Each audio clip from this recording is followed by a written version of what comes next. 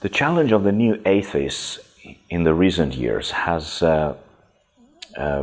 been towards the morality of Christianity. And particularly they have tried to point out that actually if you believe the God of the Bible, then you are actually believing very immoral God. Now think about, why would a good God command genocide of Canaanites? How do we explain the Crusades, witch hunts, slavery, all that has been done in the name of Christianity and sorts? But I think we have to read Scripture very carefully, and we have to also bear in mind that in order to be able to make any kind of moral judgments, even about God, you need a highest moral norm by which you make those evaluations. And you can't make those moral evaluations unless you have a good God to begin with.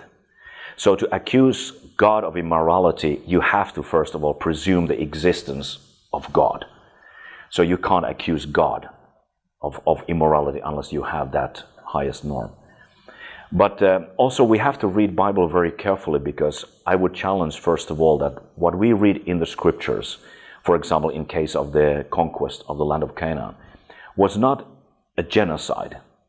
It was actually a divine judgment by a good God of whole civilization that had corrupted itself beyond redemption. We read from the Scripture, for example, that God was patient with those nations in Canaan. God said to Abraham that after so and so many generations, your descendants will return to this land, because the measure of sin of these nations is not yet full.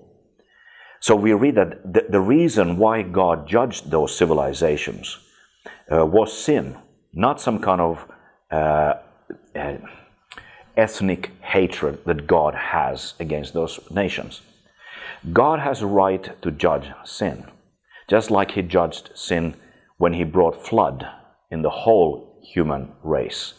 So God used Israel as an instrument of His divine judgment against those nations that had completely corrupted their ways, just like God used Babylon as an instrument of His judgment against Israel when they had corrupted their way.